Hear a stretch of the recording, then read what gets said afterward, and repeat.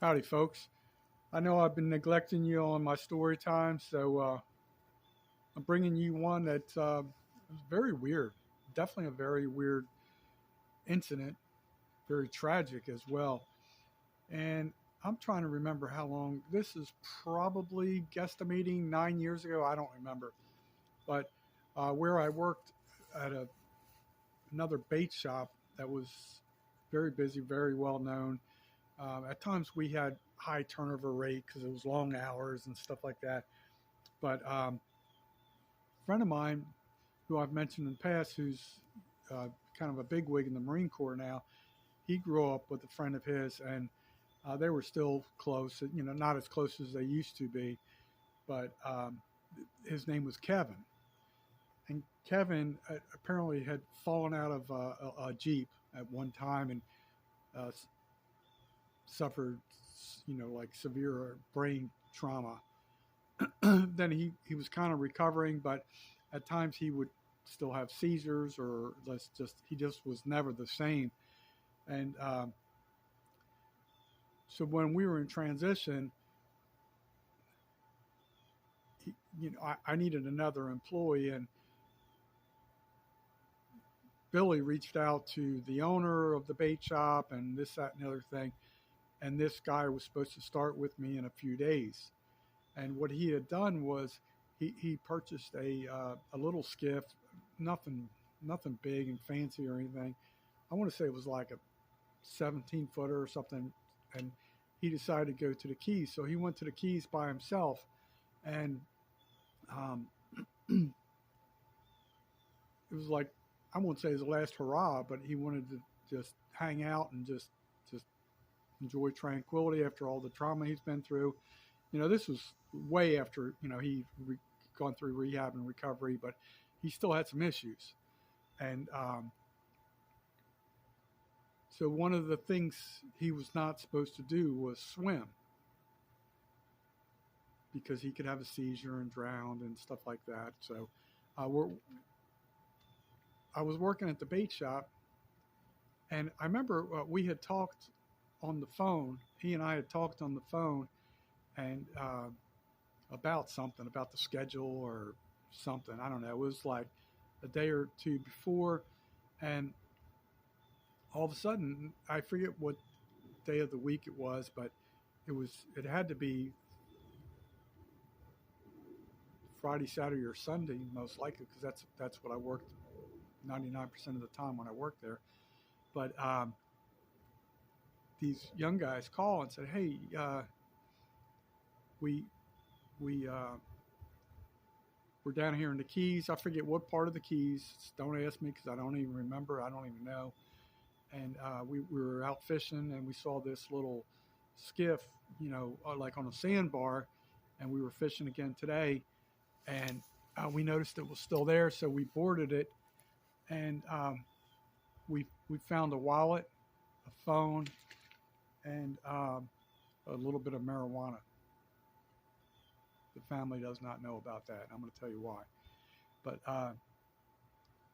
so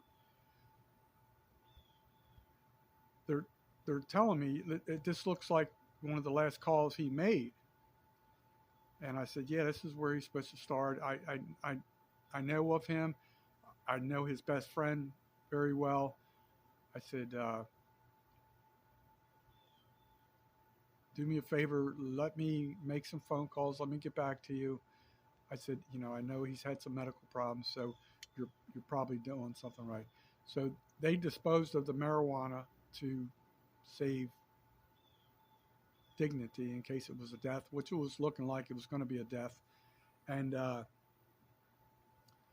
kept calling my friend, who's the charter captain, who's now a major in the Marine Corps, and I kept trying to reach him, and he was offshore, and I kept leaving him messages. I said, "Man, just call me back, call me back, call me back, call me back." And I asked those folks, I said, "Please don't do anything until I reach this guy. He knows how to reach the family." I said, "Please do not do anything." And I said, I'm going to give him your information once I get a hold of him. It took about 2 or 3 hours, and I get talking to Billy and tell him, and I said, I hate to tell you this, brother. I don't know how to tell you, but I said, it doesn't look good for Kevin. And this is what happened. I tell him, I said, you know, do whatever you need to do. Contact his parents or whatever. But these gentlemen are in possession of his wallet and his phone. And immediately his father drove down to the Keys. There was a massive search underway. And I believe it was a day or two later, Kevin's body was recovered. And he was obviously deceased. There was a recovery mission at that point. And so they're not sure what happened. Somehow he ended up in the water. Most likely it was just to swim or whatever. His brain, if by chance he was diving or something, like, he wasn't supposed to do that because of the pressure on the brain. But I never did get the final outcome on what happened, other than Kevin, a new coworker, was now deceased. And it was very tragic how it happened. And the part about the marijuana, that was just, they just felt it was best just to protect, you know, they could kind of see the handwriting on the wall. And I personally didn't care. It was like, what's your priority?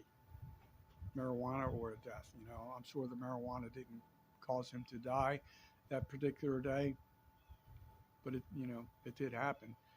So I've been thinking about some story times. I always think about them when I'm driving down the road. Really can't write them down, but I've had some comical ones. I just got to remember them. And fortunately, with this incident, I was able to remember, pull over, send myself an email with the topic, so I could share it with the viewers. Tell me if you had any similar experiences where you find out through the grapevine that somebody has become deceased. You know, obviously, if you're a family member and you have a family member in a hospital, you might be expecting that phone call, which that's happened to me once, and we're expecting another phone call soon.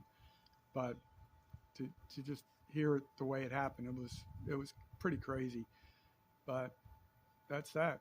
Thanks for tuning in. I'm sorry, and rest in peace, Kevin. Would love to work with you. You seem like a nice guy. Sorry you had to go through all your struggles, brother.